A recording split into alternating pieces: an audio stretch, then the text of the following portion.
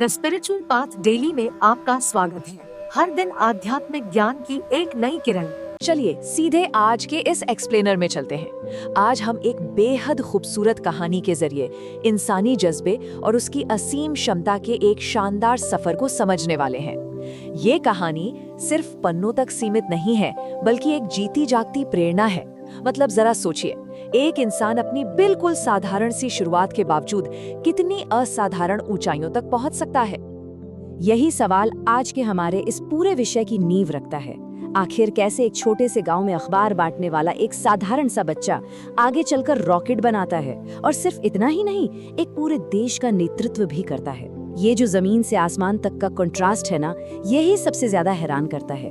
ये एक असली हीरो की कहानी है, और यकीन मानिए इस सफर को समझना बहुत ही रोमांचक होने वाला है। सेक्शन 1, समुद्र किनारे की एक कहानी। अब देखिए, इस महान शख्सियत को समझने के लिए हमें इस कहानी की शुरुआत में जाना होगा। इमेजिन कीजिए, एक दादी अपने 3 पोते पोतियों युवान, यावी और यज्ञ को एक कहानी सुना रही हैं, और वो कहती हैं, बहुत साल पहले तमिलनाडु के रामेश्वरम नाम के एक छोटे से गांव में। ये लाइन हमें सीधे एपीजे अब्दुल कलाम जी से मिलवाती है। कोई बहुत बड़ी या चमक दमक वाली जगह नहीं, बल्कि एक ऐसा छोटा सा गांव जिसने दुनिया को इतना महान विचारक और साइंटिस्ट दिया। अब यहाँ जो चीज सबसे ज्यादा इम्पैक्ट डालती है वो है इन हालात के बीच का जबरदस्त अंतर। मतलब एक तरफ तो वो छोटा सा गांव है, पिताजी नाव चलाते हैं और परिवार में पैसों की भारी तंगी है, लेकिन दूसरी तरफ उड़ते हुए पक्षियों और हवाई जहाजों को देखकर एक महान साइंटिस्ट बनने की असीम चाहत है। ये जो विषमता है ना, सच कहूँ तो यही इस कहानी की सबसे बड़ी ताकत है। सेक्शन 2, कड़ी मेहनत का रास्ता। जाहिर सी बात है, इतने बड़े विजन के लिए असीम समर्पण चाहिए होता है, और यहीं से बात आती है उनके बचपन के संघर्ष की। कहानी में एक बच्ची है याहवी। वो एकदम हैरानी से पूछती है, इतनी मेहनत? और सच में एक बच्चे के नजरिए से ये सवाल उठना बहुत ही नेचुरल है। ये सवाल उस अकल्पनीय प्रयास को दिखाता है जो एक सपने को हकीकत में बदलने के लिए जरूरी होता है। आइए उनके रोज के रूटीन पर नजर डालते हैं, जो सच में किसी को भी थका दे। सुबह सूरज उगने से पहले उठना, फिर स्कूल जाना, दोपहर की तेज धूप में अखबार बांटना, और फिर देर रात तक जगकर पढ़ाई करना। ये रूटीन साफ बताता है कि सफलता उन्हें किसी चांदी की थाली में परोस कर नहीं मिली थी, है ना? उन्होंने अपने दिन का एक एक पल बस अपने लक्ष्य के लिए झोंक दिया था।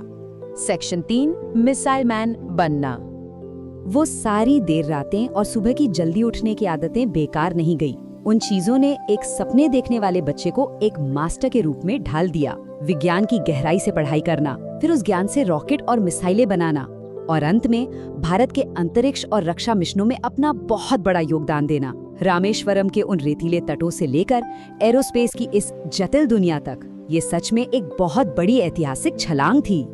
और इसी बेमिसाल योगदान का नतीजा था कि इस कृतज्ञ देश ने उन्हें एक बहुत ही शानदार उपाधि दी, भारत के मिसाइल मैन। ये सिर्फ एक नाम नहीं था, बल्कि उनके समर्पण और देश के सुरक्षा में उनके योगदान का एक सच्चा सम्मान था। सेक्शन 4, एक बेहद साधारण राष्ट्रपति। लेकिन इस पूरे एक्सप्लेनर का सबसे फैसिनेटिंग हिस्सा सिर्फ रॉकेट या मिसाइलें नहीं है, बल्कि उस इंसान का अपना चरित्र है। कहानी में जो बच्चा है यज्ञ, वो बहुत ही मासूमियत से पूछता है, क्या वो बहुत अमीर बन गए थे? देखिए, ये समाज की एक बहुत आम सोच है ना। हम महानता को हमेशा पैसे और पावर से तौलते हैं। तो ये सवाल उठना लाजमी है कि क्या इतनी बड़ी सफलता ने उनके जीने का तरीका बदल दिया था? और दादी का जो जवाब है वो एकदम हैरान कर देने वाला है।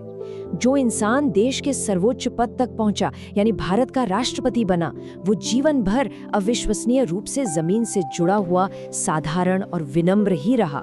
उन्होंने दौलत के पीछे भागने के बजाय सादगी को चुना, और सच कहूं तो यही बात उन्हें और भी महान बनाती है। सोचिए, राष्ट्रपति जैसे इतने बड़े पद पर होने के बावजूद भी उनका फोकस एकदम क्लियर था। उन्होंने बच्चों से मिलना कभी नहीं छोड़ा। वे हमेशा अपना कीमती समय निकालकर नई पीढ़ी के मन में कुछ बड़ा करने की चिंगारी जलाते रहे। वे अच्छे से जानते थे कि देश का असली भविष्य इन्हीं बच्चों के बड़े सपनों में बसा है। सेक्शन 5, नींद उड़ाने वाले सपने। अब हम आते हैं इस कहानी के सबसे इमोशनल पॉइंट पर, जो असल में डॉक्टर कलाम के जीवन का मूल दर्शन है। कहानी में युवान पूछता है, क्या हम भी बड़े सपने देख सकते हैं? ये सिर्फ एक बच्चे का सवाल नहीं है, ये एक बहुत गहरा दार्शनिक सवाल है। ये हम सबको सोचने पर मजबूर करता है कि क्या इतनी ऊंचाइयों तक पहुंचना हर किसी के लिए संभव है? और इसका जवाब डॉक्टर कलाम के ही शब्दों में मिलता है। सपनों की ये परिभाषा सच में रोंगटे खड़े कर देती है। सपने वो नहीं जो सोते समय आते हैं, सपने वो हैं जो सोने नहीं देते। जरा सोचिए इस बात पर। ये एक लाइन महत्वाकांक्षा को एक बिल्कुल ही नया अर्थ दे देती है। ये सपने को रात में देखे जाने वाले किसी पैसिव विजन की जगह एक एक्टिव और कभी न रुकने वाली तलाश बना देती है। इसके बाद दादी की आखिरी सलाह आती है, जो सपनों की उस ऊंची उड़ान को वापस हमारे रोजमर्रा की मेहनत से जोड़ देती है। मेहनत तुम्हें मंजिल तक पहुंचाएगी। क्योंकि देखिए, सिर्फ बड़े सपने देखना काफी नहीं है। उन सपनों को हकीकत में बदलने के लिए अनुशासन और लगातार काम करना भी उतना ही जरूरी है ना? तो अंत में ये कहानी अपने पीछे एक बहुत ही गहरा सवाल छोड़ जाती है। ये हम सभी को अपनी खुद की असीमित क्षमता के बारे में सोचने पर मजबूर करती है। तो जरा खुद से पूछिए, ऐसे कौन से सपने हैं जो आपकी नींद पूरी तरह से उड़ा देने की ताकत रखते हैं? और इसी शक्तिशाली विचार के साथ हम आज के इस एक्सप्लेनर को यहीं समाप्त करते हैं। द स्पिरिचुअल पाथ डेली पर हमें देखने के लिए धन्यवाद। कृपया लाइक करें, शेयर करें और सब्सक्राइब करें।